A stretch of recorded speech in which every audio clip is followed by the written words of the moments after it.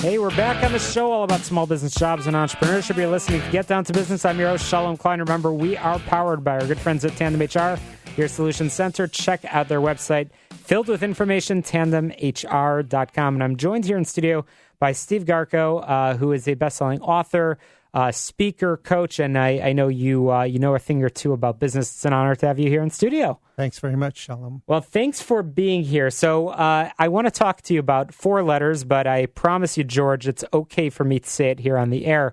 I want to talk to you about LSDM. Tell us what those letters mean to you. That stands for Lean Strategic Decision Model. And is that something, I know you've mentioned that off air, that's something that you talk to a lot of business owners about. Tell us a little bit about what you do and how you're helping business owners make better decisions. Sure. One of the things that's really interesting through my career is I noticed that companies have a difficult time making strategic decisions. And so what I decided I wanted to do is to help companies improve that by developing a process that helps companies make better strategic decisions. And by better, I mean more efficiently and more effectively. If you could provide an example of how LSDM, those lean strategic decisions, have helped companies of all sizes, that would be, help our listeners understand what you're talking about. Sure. The one I think of is with a small business, and they were faced with a situation where they were trying to decide which product to develop.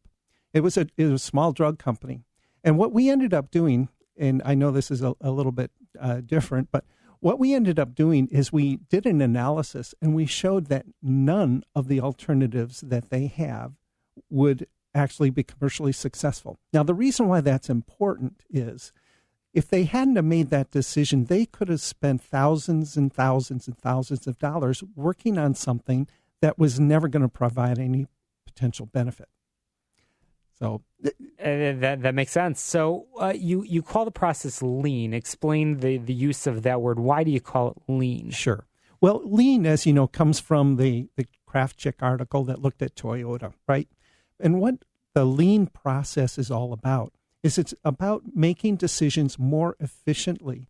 And really, that's what we do with the lean strategic decision model. What we do is we look at principally the last 3 areas of decision analysis, data collection, and then making the decision itself. And what we do is we compact that into making it more effective and more efficient. They get through it much faster Hence than the they word would lean. otherwise. That makes sense. So yes. I hate to do this to you, but I'm picking up apart every word over here. That explains the lean piece. And I joke with some friends of mine that anytime you want to sound important, you use the word strategic. Right. It makes you sound important. It makes it sound, you could be talking about potato chips, and if you talk about strategic, suddenly it makes you sound smart. What does strategic mean for you, and how does it work with the businesses that you are helping? Sure. Well, basically, strategy is all about forming a path for a company to move forward. And one of the things that's interesting is that research shows that if companies don't spend time trying to develop the path for how they're going to meet their vision, they generally don't achieve their vision. And in fact, what we do know is that companies that are good at strategic decision making generally have a long-term financial performance that is better than companies that don't. Interesting. So that's the use of the word lean and strategic. We'll get back to the decision model in a moment. But in your book, you talk about some strategic decision myths. Can you talk about myth number 1, that strategic decisions are not important? Well, the way that I think about this is that if you look at most public companies, they think that there's really only one important job for the senior leaders to do, and that's to hit their financial performance numbers every quarter. And quite honestly, those people don't get fired for making bad strategic decisions. But the problem with that is that strategy is going to have a much more significant long-term impact on the company to a huge degree. And so what I try and do is I try and help executives get out of this quarterly financial mindset. That's important, I agree. But what they need to do is take some of their time, maybe 15% or something like that, and then focus on their strategy. And really what we're talking about with LSDM is to make it more efficient so that they can get to that strategy much more quickly. Once again, we're chatting with Steve Garchow, the creator of this model, and I know you are a award-winning author and speaker, and you certainly know a thing or two about this LSDM process that we've been talking quite a bit about. But tell us your story. Tell us how you got into this and why you're so passionate about this approach and this decision-making model that's helping so many business owners around the country. Well, it's kind of what's interesting is that the concepts actually came about in 2002. So it's a long time ago. But we were working at my top 300 company, and what we were trying to do is find out how to implement a new process that would fulfill about $500 million in sales per year. And we had a difficult time doing that. At that point in time, we decided to implement what I would call the rudimentary aspects of LSDM.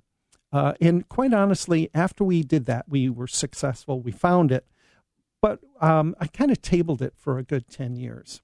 But what happened was I found that small businesses, I started to focus on small businesses, entrepreneurial businesses, and I found out that many of them were very poor at making strategic decisions. And as you know, Shalom, the key for a small business, if you make a bad strategic decision, you don't usually have the money to do a do-over. You're going to run out of money before you get to do that.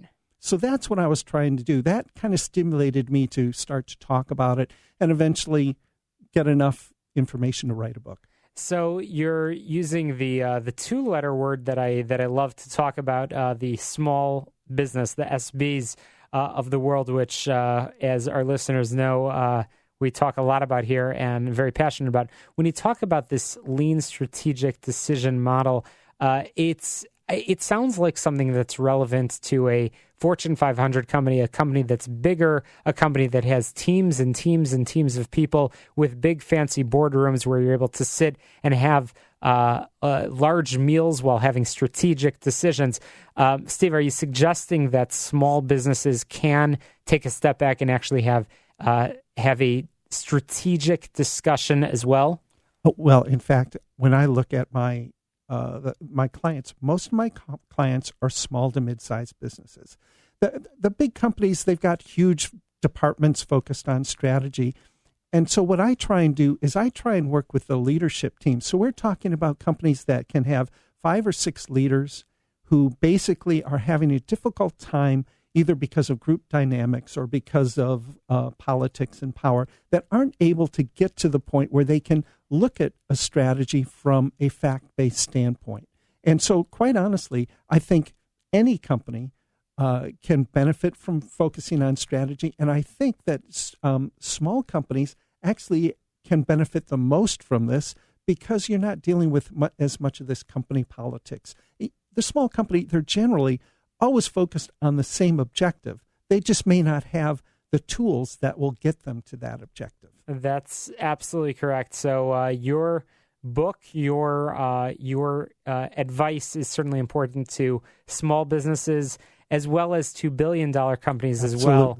And that approach is relevant to companies of all sizes, entrepreneurs thinking about this process, thinking about starting a company. I think start it right, and you avoid mistakes. You could start with that strategic decision-making process. And we say this all the time on this show.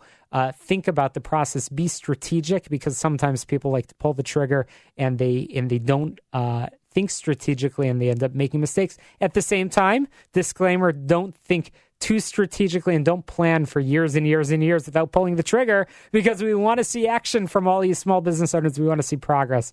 So, Steve Garchow, thank you so much for joining us here in studio. I hope our listeners can get in touch with you, find your book, and find your information. Steve, how can people get a hold of you? Sure. The best way is to go to my website, which is stevegarchow.com. That's Steve, GARCHOW.com.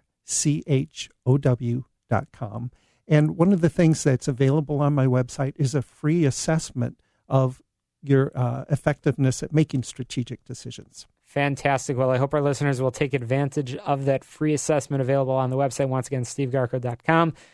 check it out. Steve will follow up with you on that process, and I hope our listeners will take advantage of that process. In the meantime, you can download podcasts from our conversation with Steve Garchow, Steve Steinfeld, and our upcoming guest, Salima Nash from iMentor on my website, shalomklein.com. In fact, you could even get a sneak peek of who's going to be on next week on the show, all about small business jobs and entrepreneurship. Check that out on my website, shalomklein.com. And we've got a lot more tips and advice for you after this quick break, so don't touch that dial. Lots more for you. The clock is